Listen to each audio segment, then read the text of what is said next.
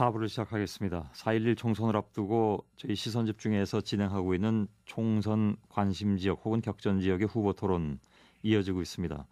오늘은 서울 노원병 지역입니다. 경찰청장과 코레일 사장 출신인 허준영 새누리당 후보 그리고 통합진보당의 대변인인 노회찬 후보 간의 맞토론을 시작하겠습니다. 두 분의 맞토론은 오늘 처음 있는 일인데 두 분은 사실 엮여 있는 부분이 많이 있더군요. 지난 2005년에 경찰의 시위 진압 과정에서 농민 두 사람이 사망한 사건에 대해서 당시 경찰청장이었던 허준영 후보의 책임 문제를 본격 제기했던 사람이 바로 당시 의원이었던 노회찬 후보였고요. 뒤이은 허준영 후보의 코레일 사장 임명과 관련해서도 노 후보가 낙하산 인사다 이렇게 주도적으로 문제를 제기한 바 있습니다. 여기에 대한 반론도 물론 허준영 후보는 다 가지고 계실 텐데요. 오늘 후보 대 후보로 마주하게 됐습니다. 허준영 새누리당 후보께서 나와 계시죠?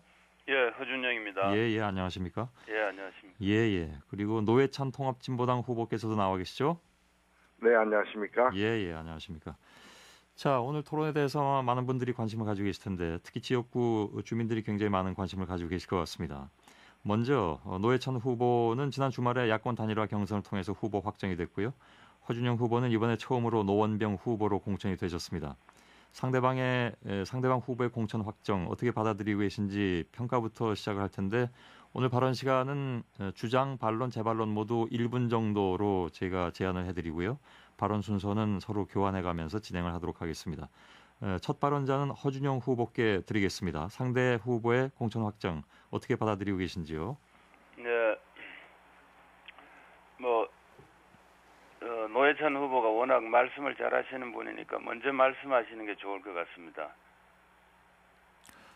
그건 알겠습니다. 그러면 발언 순서 어차피 교환하는 것이니까요. 예. 저희가 정한 순서는 여당의 후보께 먼저 드리는 걸로 했는데 나중에 끝나는 순서도 또 서로 바꿔서 할 예정이었습니다만. 그러면 제가 하겠습니다. 예, 그렇게 하시죠. 예. 우선은 후보의 공천 확정을 축하해야 마땅하지만은 노회찬 후보는 지난번에 그 삼성 X파일 내용을 폭로한 혐의로 기소가 돼서 지금 징역 4월에 집행유예 1년의 선고를 받고 대법원 판결을 기다리는 것으로 알고 있습니다. 예. 만에 하나라도 노 후보가 당선된 후에 유죄로 확정이 되면은 곧 이어서 선거를 다시 치러야 되기 때문에 노원병 주민들에 대해서 도리가 아닌 것으로 생각이 되는데 제가 보기에는 단일화 경선 때라도 민주통합당 이동섭 후보에게 양보했어야 되는 게 아닌가 하는 아쉬움이 있습니다. 예. 자, 이에 대한 반론을 듣겠습니다. 노회찬 후보께 드리죠.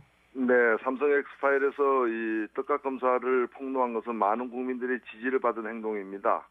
그런데 그것에 대해서 이렇게 유죄를 시인하라는 주장이신데 저는 결코 유죄라고 생각하지 않고요. 또 대법원에서 좋은 판결이 좀 있을 걸로 기대합니다. 예. 그리고 저는 허준영 후보 이 강남에서 낙천했는데 다시 강북에 오셨는데 이 우리 노원 지역 주민들은 강남에서 낙천한 사람이 강북의 상징인 노원에 온 것에 대해서 대단히 좀 자존심 상해하고 있고요. 그러나 저는 한나라당스러운 공천이다 이렇게 환영합니다.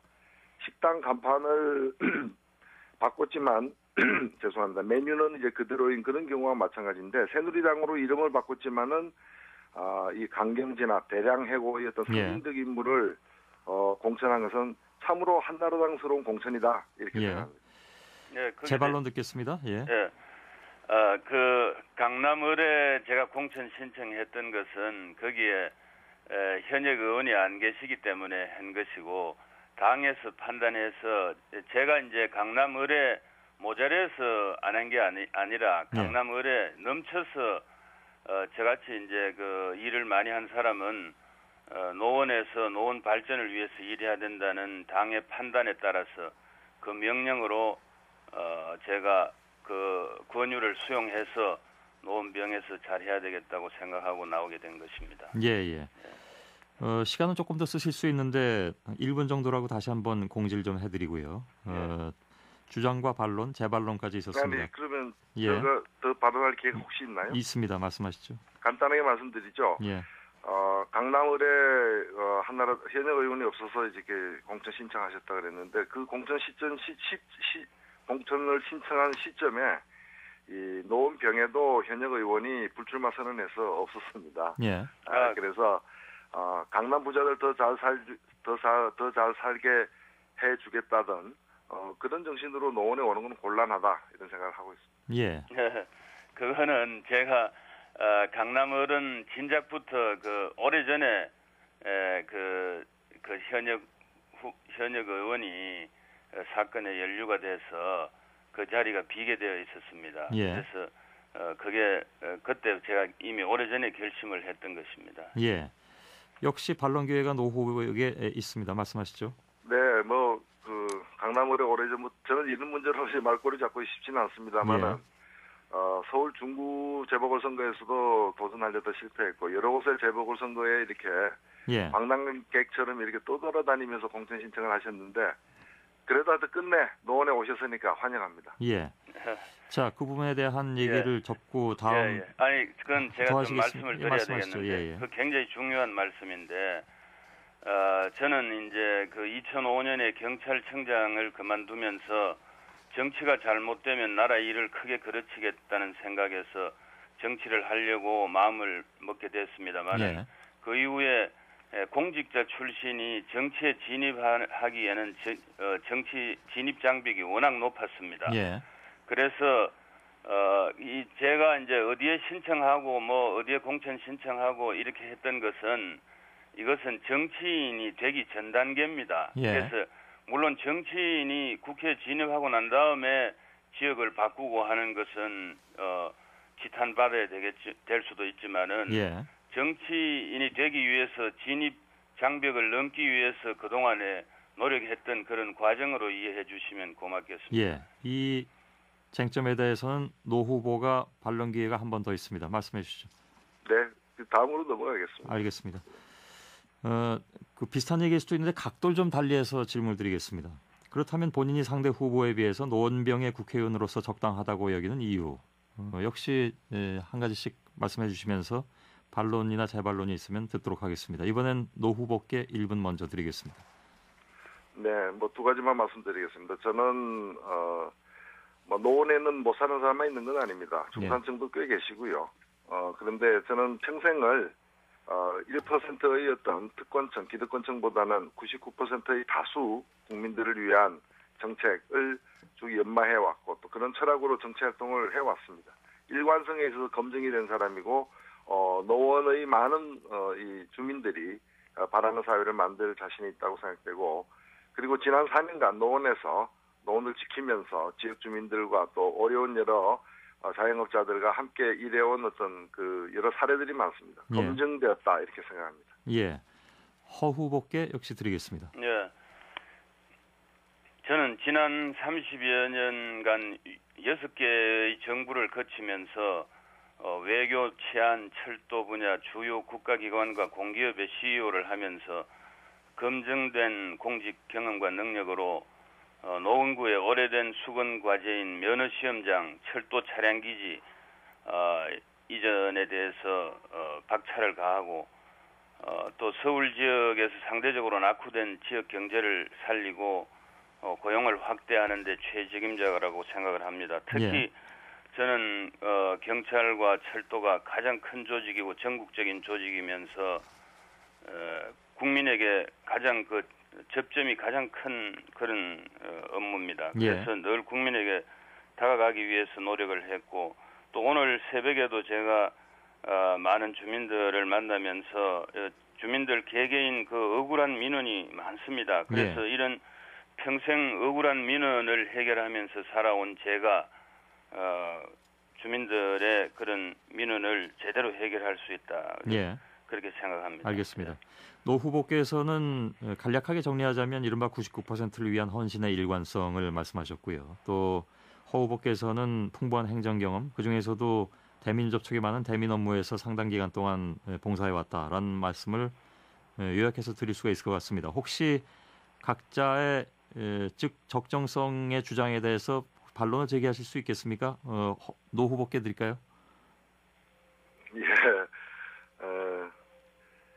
예, 저는 그 허준영 후보가 예. 주요하게 내세우는 것이 코레일 사장 경력과 이제 경찰청장 경력입니다. 예. 굉장히 중요한 경력이라고 저도 인정을 하고요. 그러나 물도 속아 먹으면 우유가 되지만 뱀이 마시면 독이 됩니다. 예. 경찰과 코레일 사장, 경찰청장과 코레일 사장의 직책을 어떻게 수행했느냐가 중요한데 코레일 사장을 하면서 그 숱한 국민을 많은 사고를 통해서 국민들을 불안하게 만들면서도 사람은 안 죽지 않았느냐라는 식으로 사과 한번 제대로 하지 않았던 점. 예. 그리고 경찰청장 시절에도 시민민에 대한 강경 진압으로 이렇게 사망 사고까지 이제 만들어낸 장본인으로서 사과하지 않았던 점. 그래서 직무의 어떤 전문성이나 적합성 이전에 공직자로서의 기본 자세, 과실이 드러나거나 어떤 잘못이 발견되어 있는데도 시인하지 않고 사과하지 않는 것. 이게 우리나라 국민들이 정치인에 대해서 가장 싫어하는 점이거든요. 예.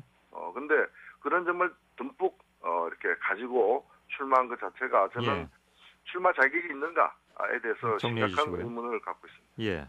자, 본격적으로 상대 검증이 들어간 것 같습니다. 여기에 대한 반론 듣겠습니다. 허 후보께 드리죠. 역시 1분입니다. 예. 그런 말씀은 국가와 국민을 위해서 평생 살아온 저에 대한 모독이라고 생각합니다. 그것은 비판이 아니고 음해 수준입니다. 제가 노 후보께 드리고 싶은 말씀은 그 99%를 대변한다고 하는데 99% 노회찬 후보가 99%의 국민을 대변한다고 하면 사람들이 웃습니다. 저는 평생을 실제로 국민에게 다가가서 실제로 일을 추진하고 국민으로부터 존중받고 사랑받기 위해서 노력한 사람입니다. 그런데 노회찬 후보는 실제로 그 국민을 위해서 직접적인 일을 한 것은 아니고 정치적으로 늘 비판하고 하는 이런 일에 집중해 왔습니다. 예. 그래서 정말 국민을 위해서 누가 제대로 일을 할 수 있는가 이런 것은 국민들이 잘 판단해 주실 거로 그렇게 생각합니다. 예. 제 반론 듣겠습니다. 노 후보님. 예, 뭐 제가 스스로 자랑하기가 참 쑥스럽습니다만은 저는 정치인 중에서 제일 먼저 이 신용카드 가맹점 수수료 인하 운동을 제기해서 이제는 정부까지도 그 취지를 받아들여서 부분적으로 추진하고 있습니다. 예. 우리 허준영 후보는 한평생 우리 국민들에게 이런 한 푼이라도 도움되는 일을 해봤는지 의문입니다. 예. 두 분이 좀 나를 세우시기 시작하는데 일단 알겠습니다. 제가 조금 정리해서 들어가자면요. 양쪽 후보들에게 서로 이제 그 지적되는 부분들이 있는데 잠깐 노회찬 후보 쪽에서 허 후보께 제기하긴 하셨습니다만은 경찰청장 시절에 그 시위농민 사망 사건 또 철도공사 사장 시절에 정리해고 문제 그리고 이제 이른바 사고철로 만들었다 이런 비판을 하셨고 반대로 허준영 후보는 노회찬 후보가 너무 특정 계층의 이익만 대변하고 있는 것이 아니냐 그리고 정책과 노선에 달랐던 민주통합당과 정략적 연대를 하고 있는 부분에 대해서도 비판하신 바가 있는데요. 이 부분을 좀 중심으로 해서 얘기를 조금만 더 진행을 하도록 하겠습니다. 허준영 후보께 반론 기회를 드릴 텐데 당시 농민 사망 사건과 관련해서는 어떤 입장을 가지고 계십니까? 네, 지금부터 7년 전 2005년 말의 이야기인데요. 예. 그 이야기가 나올 때마다 제가 늘 말씀드리는 것이 당연히 그 당시에 그 돌아가신 분과 유족분들에게 애도를 표하고 또 제가 거기에 결국은 아무도 책임지려고 하지 않는 그런 풍토에서 제가 경찰청장직을 사퇴하면서 모든 책임을 제가 안고 퇴직을 했습니다. 예.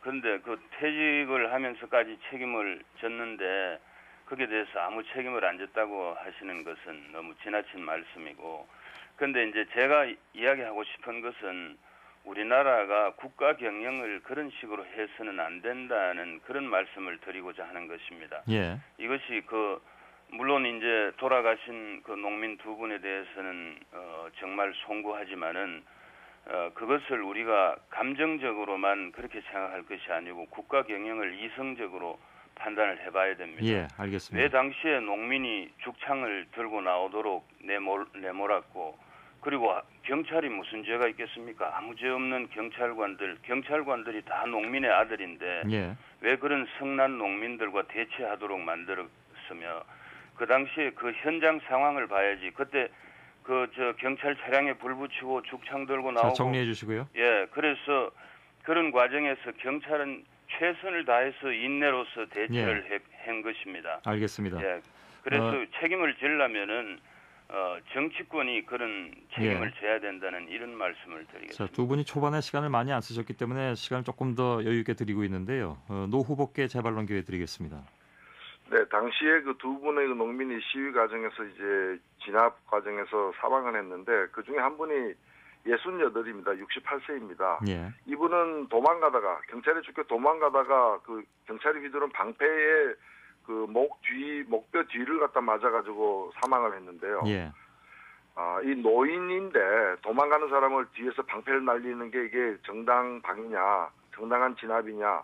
사실 이것은 국가인권위원회에서도 과잉 진압으로 판정이 되었고, 예. 무엇보다도 이제 이 손해배상 소송 과정에서 국가가 잘못했다. 이것은 공격적인 시위 진압을 독려하는 지시가 있었기 때문에 국가가 손해배상을 지급해야 된다 해가지고 두 명에게 각각 6,500, 1억 3천 국가 손해배상까지 지급한 그런 사건입니다. 그래서 이것을 지금 현장 상황을 이유로다가 합리화하고 있다. 불가피한 어떤 진압 방식이었다고 얘기하는 것 자체가 법원의 판결에도 배치되는 그런 주장이고요. 예. 그리고 대통령까지 사과했는데 이 책임자가 허준영 당시 경찰청장이 오늘도 지금 말씀하시는 대로 경찰이 뭐가 잘못했느냐 이것은 그 부득이한 어떤 그런 이제 진압이었다라고 이렇게 사과를 하지 않았습니다. 예. 그리고 퇴진을 그보다 강제 퇴진 당한 거 아닙니까? 예. 강제 퇴진 당하는 바람에 퇴진하자마자 한나라당 쪽으로 가가지고 정치하려고 한 거 아니에요. 예. 그래서 사과했다는 것도 거짓말이다. 그리고 이런 과잉 진압에서 지금도 주시죠. 사과하지 않는다면 후보로 나갈 자격이 없는 게 아니냐. 예. 허 후보께 다시 드리겠습니다. 그건 정말 현장 상황을 몰라도 한참 모르는 말씀이고 이게 그런 과격한 시위 현장에는 대목꾼들이 있습니다.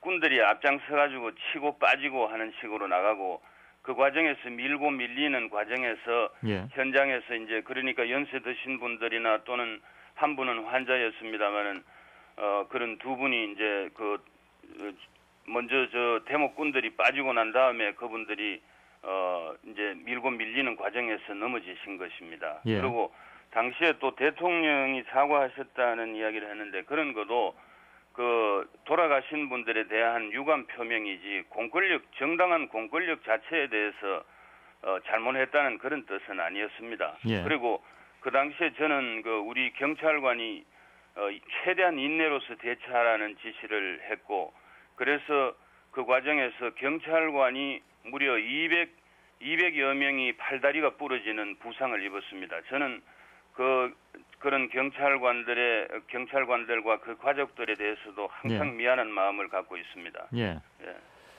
자, 뭐 끝이 없을 것 같습니다. 노회찬 후보 같은 경우에 허준영 후보 쪽에서는 예를 들면 이제 그 야권 연대에 대해서도 좀 비판적이신 것 같고 또 다른 면에서도 아까 이제 말씀하셨습니다만은 그 이외에 또 다른 측면에서 비판할 측면이 있다고 보시면 뭐 그건 그 허준영 후보께서 자유롭게 말씀하셔도 되는데요. 문제 제기를 일단 허준영 후보로부터 듣겠습니다. 혹시 그 시위농민 사망 사건과 관련해서 노 후보께서 더 말씀하실 것이 있다 하더라도 조금 정리하고 좀 넘어갔으면 좋겠는데요. 그렇게 하겠습니다. 예. 뭐 반성을 안 하고 있는데 무슨 얘기를 하겠습니까? 예, 그 허준영 후보께서 이번에는 노회찬 후보 쪽을 향해서 말씀해 주시죠. 예, 그 전에 이제 아까 철도 이야기도 하셨는데,